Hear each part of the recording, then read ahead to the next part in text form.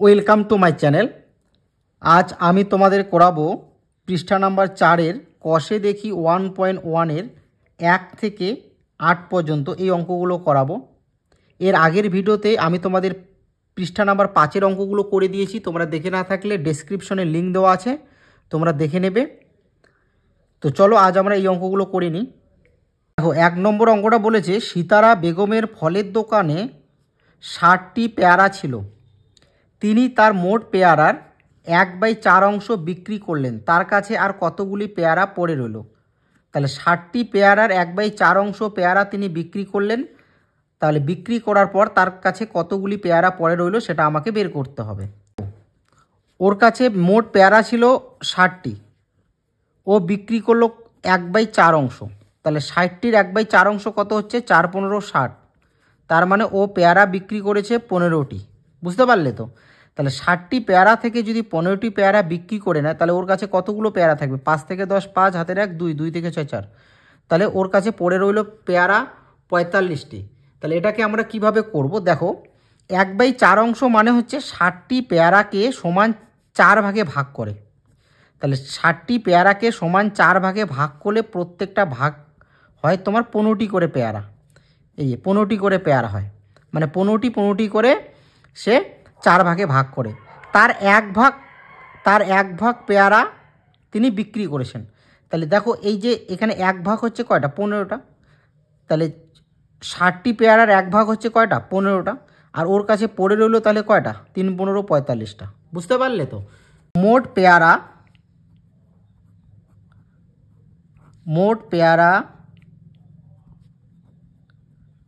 পেয়ারা ছিল কয়টি? মোট পেয়ারা ছিল 60টি, তাই তো? তিনি বিক্রি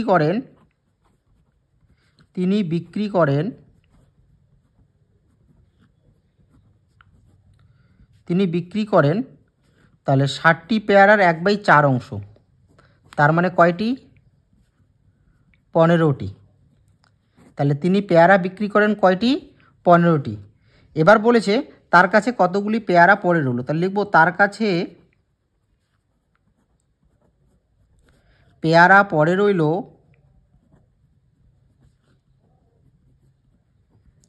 রইল তাহলে 60টি পেয়ারা থেকে যদি 15টি পেয়ারা বিক্রি করে তাহলে তার কাছে পড়ে থাকলো 45টি পেয়ারা। বোঝা গেল?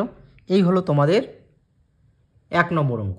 2 নম্বর অঙ্কটা দেখো, মা আমাকে 60 টাকার 5/6 অংশ এবং দাদাকে 45 টাকার 7/9 অংশ দিয়েছে।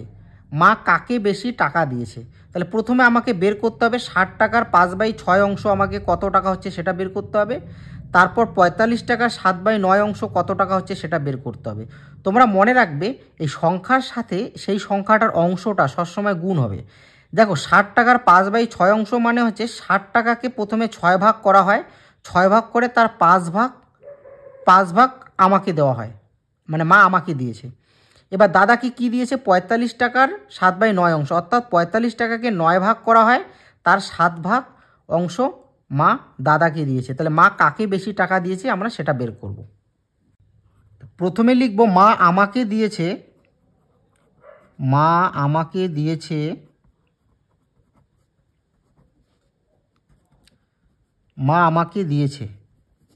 আচ্ছা, আমাকে দিয়েছে কি? 60 টাকার 5/6 অংশ। তাহলে 60 গুণন 5/6 টাকা।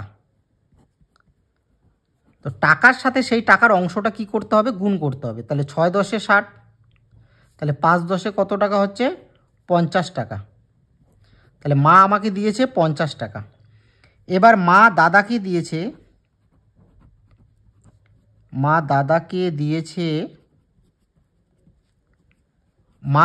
দিয়েছে কি? 45 টাকার 7/9 অংশ। তাহলে 45 টাকার 7/9 অংশ কত টাকা হচ্ছে সেটা বের করব। তাহলে 5 লং 45, তাহলে 5 7 কত হচ্ছে?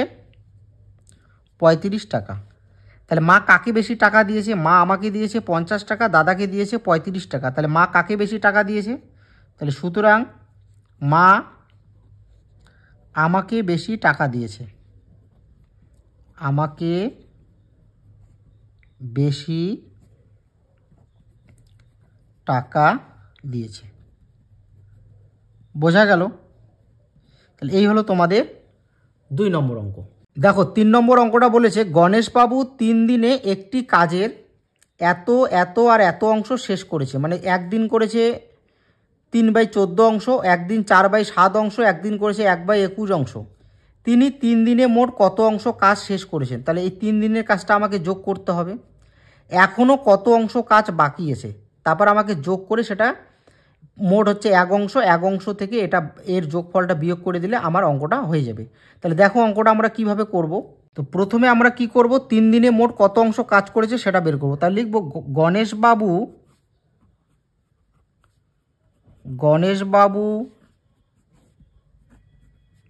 3 দিনে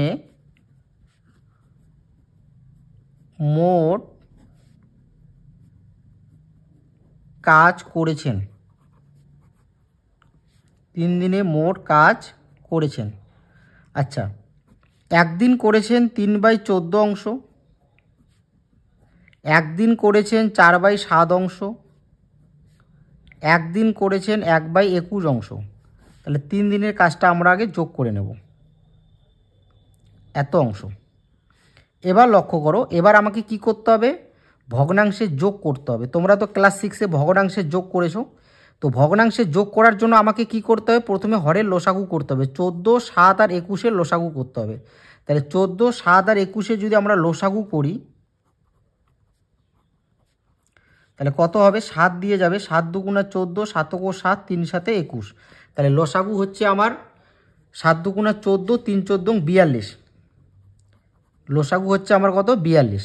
এবার তোমরা তো জানোই যে হর দিয়ে হরের লসাগুকে ভাগ করতে হয়, ভাগফলের সাথে লবকে গুণ করতে হয়। তাহলে 14 দিয়ে যদি আমরা 42কে ভাগ করি তাহলে কত হবে, 3। 3 দিয়ে 3কে গুণ করলে কত হবে, 9। 3 3 9। 7 দিয়ে 42কে ভাগ করলে কত হবে, 6। 6-এর সাথে 4 গুণ করো, 4 6 24। 21 দিয়ে যদি আমরা 42কে ভাগ করি তাহলে কত হবে, 2 21-এ 42, 2-এর সাথে 1 গুণ করো, তাহলে 2 × 2। এবার কি করব, যোগ করব। তাহলে 4 আর 2 6, আর 9 আর 6 15-র 5, হাতের 1, 2 আর 1-এর 3, কত হচ্ছে 35, আর নিচে কত হচ্ছে 42। তাহলে 3 দিনে মোট কাজ করেছে 35/42, এত অংশ। এবার দেখো এই যে ভগ্নাংশটা আছে এটাকে আমরা ছোট করতে পারবো। যদি কোনো ভগ্নাংশকে ছোট করা যায় তাহলে তাকে অবশ্যই ছোট করতে হবে। কিভাবে, কাটাকাটি করতে হবে। তাহলে 7-এর ঘর নামতা দিয়ে আমরা কাটবো, 6 7 42 আর 5 7 35।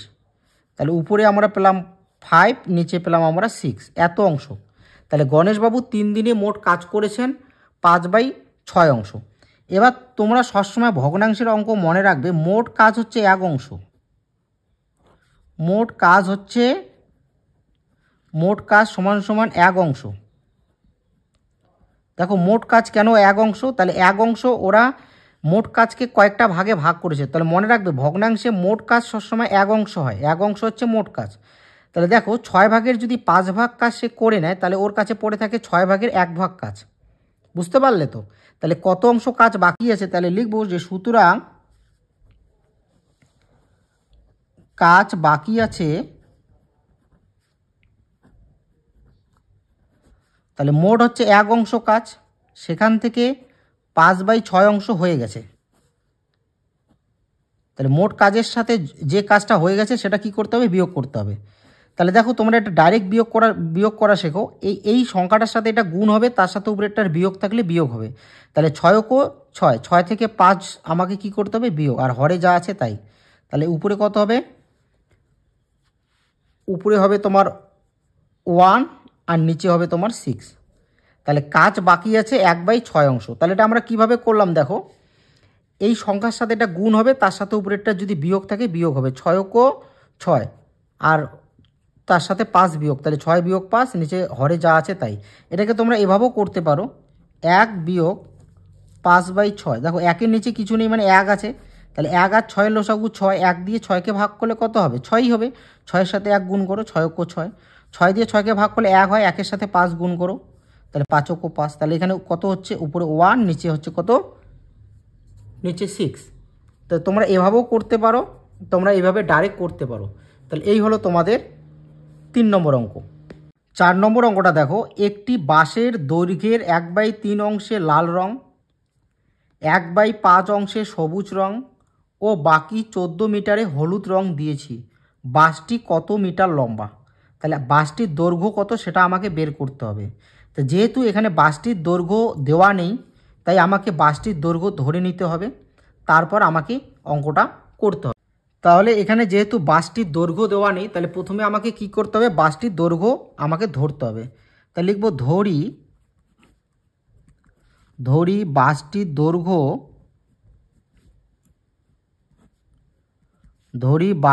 দৈর্ঘ্য, সমান সমান x মিটার। তাহলে বাঁশটির দৈর্ঘ্য কত মিটার? বাঁশটির দৈর্ঘ্য হচ্ছে x মিটার। এবার লক্ষ্য করো, ওই দৈর্ঘ্যের 1/3 অংশ লাল, তাহলে লিখব লাল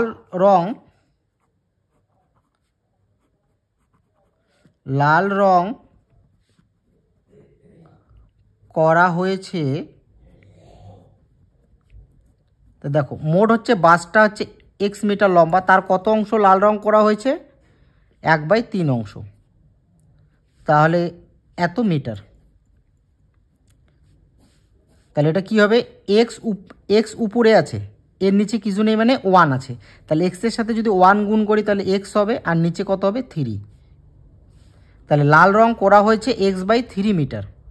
তাহলে এখন তোমাদের মনে প্রশ্ন জাগতে পারে যে এখানে x এর সাথে এই অংশটা কেন গুণ হলো? তোমাদের আমি আগের অঙ্কতে বললাম যে মোট সাথে, যেমন ধরনের এর আগের অঙ্কটা তোমাদের 1 নম্বর অঙ্কটা ছিল 60টি পেয়ারা ছিল, তার এত অংশ বিক্রি করলেন। তাহলে মোটের সাথে তার অংশটা কি হবে? সবসময় গুণ হবে, বুঝতে পারলে? তাহলে মোট হচ্ছে x মিটার লম্বা, তার 1/3 অংশ, তার মানে x/3। তাহলে মোটের সাথে তার অংশটা কি হবে? গুণ হবে, কারণ আমি এখানে মোট ধরে নিয়েছি x মিটার। এবার দেখো 1/5 অংশ সবুজ রং, তাহলে লিখব সবুজ রং করা হয়েছে। তাহলে মোট হচ্ছে x মিটার, আর সবুজ রং করা হয়েছে কত অংশ? 1/5 অংশ। তাহলে 1/5 অংশ কত মিটার হচ্ছে সেটা বের করব। তাহলে x/5 মিটার। তাহলে লাল রং কত মিটার করা হলো, সবুজ রং কত মিটার করা হলো সেটা বের হয়ে গেল। আর বাকি থাকলো কত? বাকি থাকলো 14 মিটার। এবার লিখব বাকি 14 মিটার হলুদ রং দিয়েছি, তাহলে লিখব হলুদ রং করা হয়েছে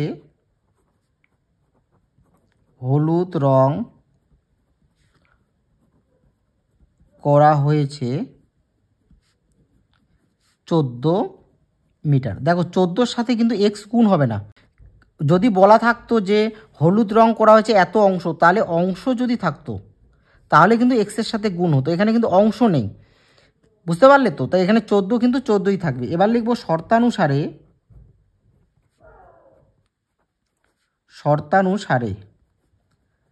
তাহলে লাল রং করা হয়েছে x/3, আর সবুজ রং করা হয়েছে x/5 মিটার। দেখো এটাও মিটার, এটাও মিটার, এটাও মিটার, তাহলে 3টা মিটার, মানে মোট কতটা রং করা হয়েছে সেটা যোগ করব, যোগ 14 মিটার। তাহলে x/3 metre plus x/5 metre plus 14 metre, তাহলে মোট কত মিটার হবে? মোট হবে x মিটার। কেন? কারণ এই 3টা রং, অর্থাৎ লাল, সবুজ আর হলুদ, 3টা রঙের দৈর্ঘ্য, মানে কতটা করে রং করা হয়েছে, 3টা রঙের দৈর্ঘ্য যদি আমরা যোগ করি তাহলে মোট দৈর্ঘ্য x মিটার বের হবে, বুঝতে পারলে তো? কারণ আমি বাসটির মোট দৈর্ঘ্য x মিটার ধরে নিয়েছি। তাহলে এই 3টা, এই যে এটা হচ্ছে লাল রং, এটা হচ্ছে সবুজ রং, এটা হচ্ছে হলুদ রং, তাহলে লাল রং হচ্ছে এত মিটার, সবুজ রং হচ্ছে এত মিটার, হলুদ রং হচ্ছে এত মিটার। তাহলে 3টা রঙের দৈর্ঘ্য যদি আমরা যোগ করি, মানে কত অংশ করে কত মিটার করে করা হয়েছে, তাহলে কিন্তু মোট দৈর্ঘ্যটা বের হবে। তাহলে এটা যোগ এটা সমান x মিটার। বা এবার আমরা কি করব? আগের মতো ভগ্নাংশের যোগ করব, যেভাবে আমরা ভগ্নাংশের যোগ করেছি সেভাবে যোগ করব। তাহলে এর নিচে কিছু নেই মানে 1 আছে, তাহলে 3, 5 আর 1-এর লসাগু কত হবে? 15। এবার 3 দিয়ে 15কে ভাগ করলে কত হবে? 5। 5-এর সাথে x গুণ করো, তাহলে কি হবে? 5x। তারপর 5 দিয়ে 15কে ভাগ করলে 3 হবে, 3-এর সাথে x গুণ করো, 3x। যোগ 1 দিয়ে 15কে যদি আমরা ভাগ করি তাহলে 15 কো 15 হবে। এবার 15-র সাথে যদি 14 আমরা গুণ করি তাহলে কত হবে? 15 আর 14 যদি আমরা গুণ করি তাহলে 4 এ 5 20 শূন্য হাতে 2, 4 5 6, 5 অক্ষ 5, 1 অক্ষ 1, তাহলে 0 6 5 11 1 হাতের 1 210। তাহলে এখানে কত হবে? 210 সমান সমান এক্স। তাহলে উপরে যোগ করো 5x আর 3x যোগ করলে কত হবে? 8x প্লাস 210 আর নিচে হচ্ছে 15 সমান সমান এক্স। তাহলে এবার দেখো মাঝখানে যদি সমান সমান থাকে তাহলে আমাকে কি করতে হয়? কোনাকুনি গুণ করতে হয়। তাহলে এক্সের নিচে কিছু নেই মানে 1 আছে, তাহলে 1-এর সাথে এটা গুণ হবে মানে কোনাকুনি গুণ হবে। মনে রাখবে মাঝখানে যদি সমান সমান থাকে তাহলে এইভাবে কোনাকুনি গুণ করতে হয়, বুঝতে পারলে তো? তাহলে 1-এর সাথে যদি এটা গুণ করি তাহলে এটা কত হবে? ওটাই হবে 8x প্লাস 210, কারণ তোমরা তো জানো যে 1-এর সাথে যা গুণ করি তাই হবে। আর 15-এর সাথে x গুণ করলে কী হবে? 15x। এবার আমি কি করব? 8x আর এই যে 15xটা সমান সমানের ডান পাশে আছে এটাকে বাঁ পাশে নিয়ে আসবো, তাহলে এটা কী হবে? -15x। তোমাদের মনে রাখতে হবে যে বাঁ পাশের মাইনাস সংখ্যা যদি আমি ডান পাশে নিয়ে যাই তাহলে সেটা প্লাস সংখ্যা হয়, আর এই বাঁ পাশের প্লাস সংখ্যা ডান পাশে নিয়ে আসলে ডান পাশের প্লাস সংখ্যা বাঁ পাশে নিয়ে আসলে কিন্তু মাইনাস হয়, বুঝতে পারলে তো? এটা তো কিন্তু তোমাদের জানতে হবে। তাহলে এই দেখো 15x-এর সামনে কোনো চিহ্ন নাই মানে এর সামনে প্লাস আছে, এটাকে বাঁ পাশে নিয়ে আসলাম, কি হলো? -15x। এবার দেখো বাঁ পাশে 210 আছে, সেটাকে আমরা সমান সমানের বাঁ পাশে আছে তো সেটাকে ডান পাশে নিয়ে গেলে কী হবে? -210, বুঝতে পারলে? তাহলে বাঁ পাশের প্লাস সংখ্যা যদি আমি ডান পাশে নিয়ে যাই মানে সমান সমানের বাম পক্ষের সংখ্যা ডান পক্ষে নিয়ে গেলে চিহ্নটা চেঞ্জ হয়, মাইনাসটা প্লাস হয় প্লাসটা মাইনাস হয়। তাহলে এটাকে যদি আমরা বিয়োগ করি তাহলে কী হবে? -7x। তো বলো তো মাইনাস কেন হলো? কারণ দেখো বড় সংখ্যার সামনে কিন্তু মাইনাস আছে, যদি বড় সংখ্যার সামনে মাইনাস থাকে তাহলে কি করতে হয়? বড় সংখ্যার সামনে যে চিহ্নটা থাকে সেই চিহ্নটা বসাতে হয়। তারপর এটা কি বিয়োগ করলাম, তাহলে 15 থেকে 8 বিয়োগ করলে 7 -210। এবার দেখো বাঁ পাশের মাইনাস ডান পাশের মাইনাস কেটে গেল। এবার এখানে আমি এক্সের মান বের করবো, এক্সকে নেব। দেখো এক্সের সাথে 7 কিন্তু গুণ হিসাবে আছে, তাহলে এই পাশে আসলে কী হবে? ভাগ হবে। ভাগ হবে মানে এই 210-এর নিচে আসবে, বুঝতে পারলে তো? এবার তোমাদের কিন্তু একটা জিনিস জানতে হবে, বাঁ পাশের গুণ সংখ্যা যদি আমরা ডান পাশে নিয়ে যাই সেটা ভাগ হয়, আর বাঁ পাশের ভাগ সংখ্যা যদি আমরা ডান পাশে নিয়ে আসি সেটা গুণ হয়, বুঝতে পারলে তো? তাহলে দেখো 7-এর সাথে এক্স কিন্তু এখানে গুণে আছে, এই যে 7 গুণন এক্স 7x, এই যে 7 গুণ এক্স কী হবে? 7x। তাহলে গুণে আছে, তাহলে এটা 7টা যদি আমরা এই পাশে নিয়ে আসি তাহলে গুণ এটা কি ভাগ হবে মানে নিচে বসবে, ভাগ হওয়া মানে ডান পাশে এসে নিচে বসবে। এটাকে যদি আমরা কাটি তাহলে 3 7 21 আর 0 30, তাহলে বা এক্স সমান সমান কত আসলো? 30। তাহলে আমি বলতে পারি আমি কি ধরেছি? যে বাসটি কত মিটার লম্বা আমি ধরেছি? আমি এখানে ধরেছি যে ধরি বাসটির দৈর্ঘ্য এক্স মিটার, তাহলে এক্স বলতে আমাদের এখানে কত আসলো? 30। তাহলে এটাই হবে উত্তর। আমি বাসটির দৈর্ঘ্য এক্স মিটার ধরেছি, তাহলে এক্সের ভ্যালু কত আসলো? 30। তাহলে বলতে পারি যে সুতরাং বাসটি কত মিটার লম্বা? সুতরাং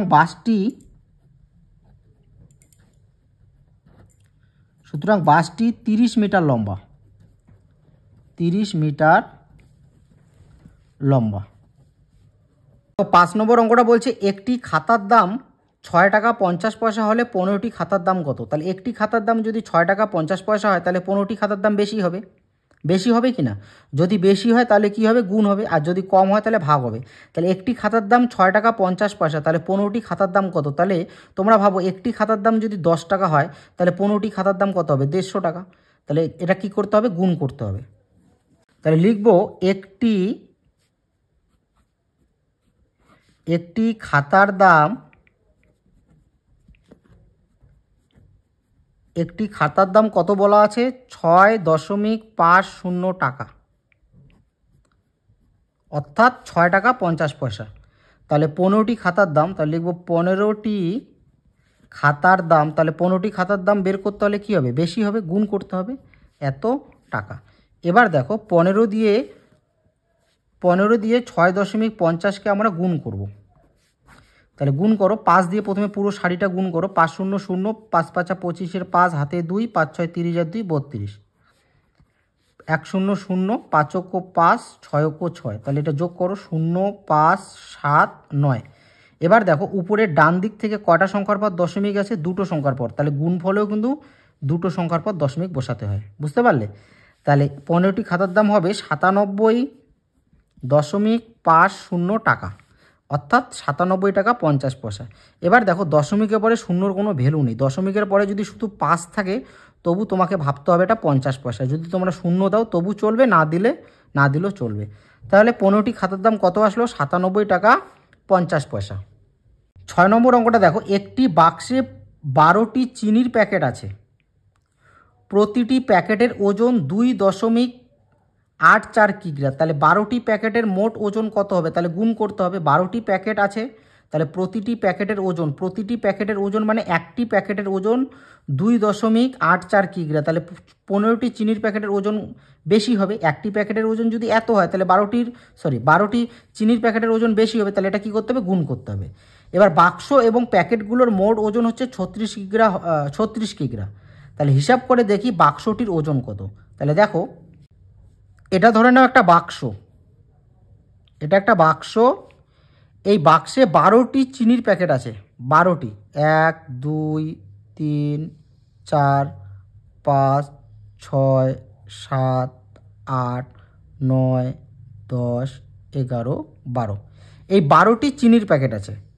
এবার প্রত্যেকটা প্যাকেটের ওজন হচ্ছে 2.84 কিগ্রা, প্রত্যেকটা প্যাকেটের ওজন। তাহলে এখানে যে মোট 12টা প্যাকেট আছে, তাই 12টা প্যাকেটের মোট ওজন কত হবে? তাহলে 12 দিয়ে আমাকে গুণ করতে হবে। এবার এই চিনি সহ বাক্সটির ওজন হচ্ছে 36 কিগ্রা।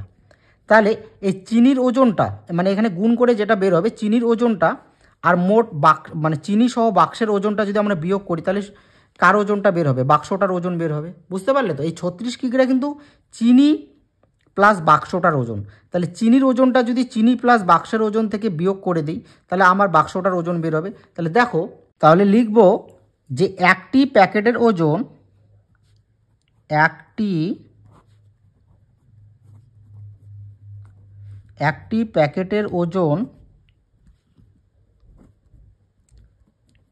প্যাকেটের ওজন হচ্ছে 2.84 কিগ্রা।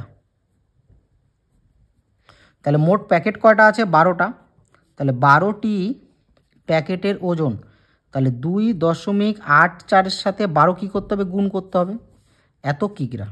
তাহলে দেখো 2.84-এর সাথে যদি আমি 12 গুণ করি তাহলে 4 দুগুণা 8, 8 দুগুণা 16, হাতের 1, 2 দুগুণা 4, 1 5, 4 ও 4, 8 ও 8, 2 ও 2, 8 6 4 10 0, হাতের 1, 8 5 13 14, 4 হাতের 1, 2 1 3।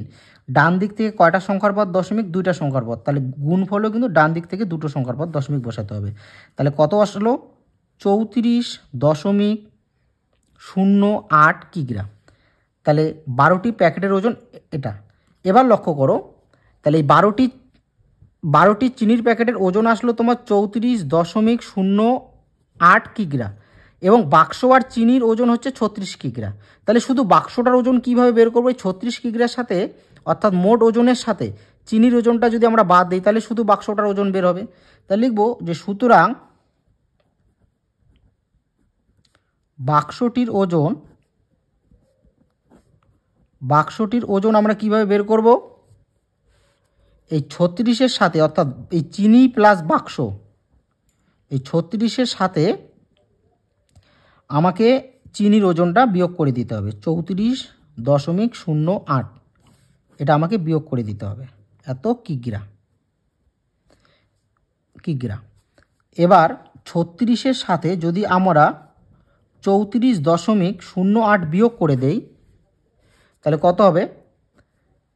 8 9 10 2, 1 থেকে 10 হচ্ছে 9, 5 5 থেকে 6 হচ্ছে 1, তাহলে 1.92 কিগ্রা। তাহলে বাক্সটির ওজন হচ্ছে 1.92 কিগ্রা।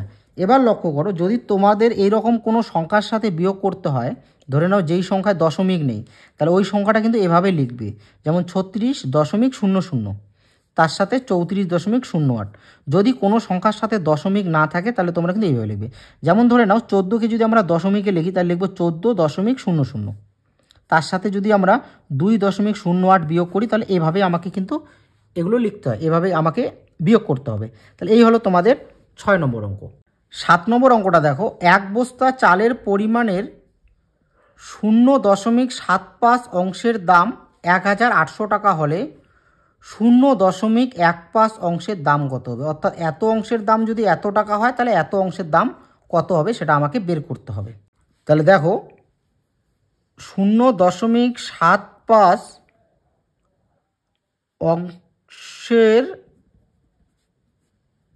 অংশের দাম, এত অংশের দাম হচ্ছে 1800 টাকা। তাহলে এক অংশের দাম, দেখো এখানে এক অংশ বলতে মোট অংশ অর্থাৎ সম্পূর্ণটা ভাববে না, এখানে এক অংশ বলতে এই অংশের থেকে ছোটটা ভাবতে হবে, বুঝতে পারলে? এক্ষেত্রে কিন্তু এক অংশ বলতে মোট অংশ মানে বড় ভাবা যাবে না, এটার থেকে এটা বড় ভাবা যাবে না, এক্ষেত্রে তোমাকে এটার থেকে এটা ছোট ভাবতে হবে, বুঝতে পারলে? তাহলে এত অংশের দাম এত টাকা, তাহলে এক অংশের দাম, তাহলে এক অংশের দাম কম হবে মানে ভাগ হবে অর্থাৎ নিচে আসবে, ঐকিক নিয়মের মতো। তারপরে দেখো, তারপরে কি আছে? 0.15 অংশের দাম, তাহলে 0.15 অংশের দাম কি এর থেকে এটা বেশি হবে মানে গুণ হবে।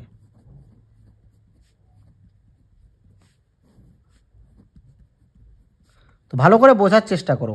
0.75 অংশের দাম হচ্ছে 1800 টাকা, তাহলে এক অংশের দাম, এক অংশ বলতে এখানে কিন্তু কম ভাবতে হবে তোমাকে, তাহলে এক অংশের দাম কি হবে? কম হবে মানে কি হবে? এই 1800-র সাথে এটা ভাগ হবে, যদি কম হয় তাহলে ভাগ হয়, ঠিক আছে? যদি তোমাদের কম হয় মানে তোমাদের যদি মনে হয় কম হবে তাহলে ভাগ হবে, যদি তোমাদের মনে হয় যে বেশি হবে তাহলে কি হবে? গুণ হবে। এই জিনিসটা কিন্তু তোমরা মনে রাখবে। তাহলে দেখো এক অংশের দাম এত টাকা, তাহলে 0.1 অংশের থেকে এই অংশটা বড়, তাহলে এক অংশের থেকে এই অংশটা যেহেতু বড় তাহলে এত অংশের দাম কি বেশি হবে, এক অংশের থেকে 0.15 অংশের দাম বেশি হবে, তাই কি হবে? গুণ হবে। যদি বেশি হয় তাহলে গুণ, কম হলে ভাগ। এবার লক্ষ্য করো, এখানেও দশমিকের পরে দুটো সংখ্যা আছে, এখানেও দশমিকের পরে দুটো সংখ্যা আছে, তাহলে আমরা কি করব? ডাইরেক্ট তোমরা এইভাবে দশমিক তুলে দিতে পারো, নয়তো তোমরা এভাবে করতে পারো, দশমিকটা তুলে এখানে আমি লিখব আর এখানে আমি শুধু 75 লিখব। এবার লক্ষ্য করো, নিচের দশমিকের পরে দুটো সংখ্যা আছে, উপরে নিচের দশমিক তুলতে হলে উপরে কি হবে? 100 হবে, আর উপরে দশমিকের পরে দুটো সংখ্যা আছে, উপরের দশমিক তুলতে হলে নিচে 100 হবে, বুঝতে পারলে তো? বা তোমরা যদি ডাইরেক্ট এটাকে তুলে দিয়ে 100 না লেখো তবু চলবে, বুঝতে পারলে? আরেকবার বোঝার চেষ্টা করো, এখানে নিচের লক্ষ্য করো দশমিকের পরে দুটো সংখ্যা আছে, তাহলে নিচের দশমিক তোলার জন্য কি করতে হবে? উপরে দশমিকের পরে যতগুলো অঙ্ক থাকবে একের পরে ততগুলো শূন্য দিতে হবে। আর উপরে লক্ষ্য করো দশমিকের পরে দুটো সংখ্যা আছে, উপরের দশমিক তোলার জন্য দশমিকের পরে যতগুলো অঙ্ক আছে একের পরে ততগুলো শূন্য দিতে হবে। 100 কেটে গেল, 5 15 75। এবার 5 দিয়ে 1800কে যদি আমরা কাটাকাটি করি তাহলে 3 5-এ কত হবে? 15। থাকবে কত এখানে? 3 আর 0 30, 5 6 30, থাকবে কত? 0। 360 টাকা। তাহলে 0.15 অংশের দাম হচ্ছে 360 টাকা। এই হলো তোমাদের 7 নম্বর অঙ্ক। 8 নম্বর অঙ্কটা বলেছে, অনিতাদি তার জমির পরিমাণের অর্ধেকের 7/8 অংশ নিজের ভাইকে দিয়েছে এবং বাকি জমি 3 ছেলেকে সমান ভাগে ভাগ করে দিলেন। প্রত্যেক ছেলে কত অংশ জমি পেল তা একটা চিত্রের সাহায্যে দেখাই। তাহলে প্রত্যেক ছেলে কত অংশ জমি পেল তো সেটা আমাকে চিত্রের সাহায্যে দেখাতে হবে। তাহলে আমি তোমাদের প্রথমে একটু চিত্রের সাহায্যে দেখাই, তারপর অঙ্কটা সমাধান করে দিচ্ছি। তোমাদের পরীক্ষায় কিন্তু চিত্রের সাহায্যে আসবে না, তোমাদের কিন্তু পরীক্ষায় এভাবে আসবে, প্রত্যেক ছেলে কত অংশ জমি পেল, ব্যাস এই পর্যন্ত কিন্তু আসবে। তোমাদের এটা আসবে না যে চিত্রের সাহায্যে দেখাই। দেখো এটা ধরে নাও অনিতাদির জমি, এটা হচ্ছে অনিতাদির জমি, সেই জমিটাকে অনিতাদি কি করে? অর্ধেক করে, এইভাবে অর্ধেক করে। এবার এই অর্ধেকটাকে আবার কয়েকটা ভাগে ভাগ করে, এই অর্ধেকটাকে সে ভাগ করে 8 ভাগে। তাহলে দেখো 8 ভাগে আমরা ভাগ করি, তাহলে 1 ভাগ, 2 3 4 5 6 7 8, এই অর্ধেকটাকে কিন্তু 8 ভাগে ভাগ করে। তাহলে 8 ভাগে ভাগ করে তার 7 ভাগ, 8 ভাগের 7 ভাগ সে নিজের ভাইকে দিয়েছে। মানে এই 8 ভাগ করে 7 ভাগ, 1 ভাগ 2 ভাগ 3 ভাগ 4 ভাগ 5 ভাগ 6 ভাগ 7 ভাগ। তো এই 8 ভাগের 7 ভাগ তার কাকে দিয়েছে? নিজের ভাইকে দিয়েছে। এবার থাকলো 8 ভাগের এই 1 ভাগ, এটা থাকলো। এবার এই জমিটা থাকলো। তাহলে এই জমিটা এবং এই জমিটা অনিতাদি কী করে, তার তিন ছেলেকে ভাগ করে দেয়। তাহলে দেখো অঙ্কটা কিভাবে করব। তাহলে মোট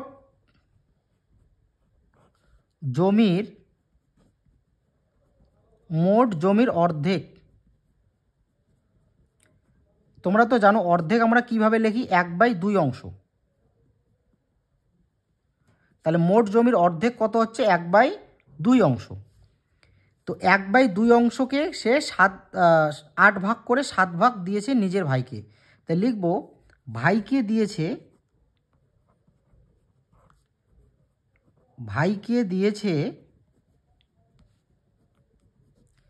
1/2 এর 7/8 অংশ,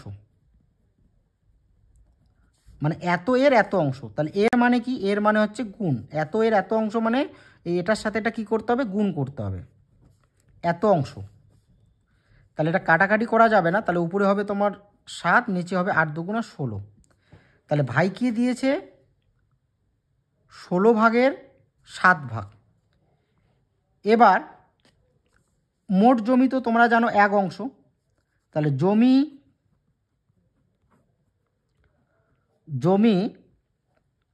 বলছে না 3 ছেলেকে সমানভাবে ভাগ করে দিলেন বাকি জমি। তাহলে জমি বাকি থাকলো, তাহলে মোট হচ্ছে 1 অংশ জমি। দেখো প্রথমে কিন্তু এটা 1 অংশ ছিল, তারপরে সেটাকে ভাগ করেছে। মোট জমিটা হচ্ছে 1 অংশ। তাহলে মনে রাখবে মোট কিন্তু 1 অংশ ধরতে হয়। তাহলে এই মোট জমিটাকে, মোট ছিল 1 অংশ, তারপর সেটাকে ভাগ করেছে। তাহলে জমি বাকি থাকলো, মোট হচ্ছে 1 অংশ। তাহলে 1 অংশ থেকে এত অংশ আমাকে কি করে দিতে হবে? বিয়োগ করে দিতে হবে। কেন? কারণ এত অংশ সে তার ভাইকে দিয়েছে, এত অংশ। তাহলে কি করব? আগের মতো করে ডাইরেক্ট আমরা বিয়োগ করব। এটার সাথে এটা কী হবে? গুণ হবে, তার সাথে উপরে একটা বিয়োগ হবে। তাহলে 16 কো 16, তার সাথে 7 বিয়োগ, আর নিচে হরে যা আছে তাই, এত অংশ। এটাকে যদি আমরা বিয়োগ করি তাহলে কত হবে? 9/16, এত অংশ। তাহলে জমি বাকি রইল 16 ভাগের 9 ভাগ। এই এত অংশ জমি কি করেছে? প্রত্যেক ছেলেকে ভাগ করে দিয়েছে। প্রত্যেক ছেলে বলতে 3 ছেলেকে সমান ভাগে ভাগ করে দিয়েছে। তাহলে এত জমি, মানে এত অংশ জমি যদি 3 ছেলেকে সমান ভাগে ভাগ করে দেয়, তাহলে প্রত্যেকে কত অংশ জমি পেল? তাই লিখব যে সুতরাং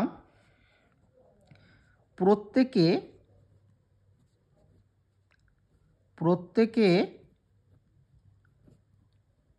জমি পাবে। তাহলে এত অংশ অবশিষ্ট রইল, সেটাকে কত ভাগে ভাগ করেছে? 3 ভাগে, তাই 3 দিয়ে ভাগ। এত অংশ।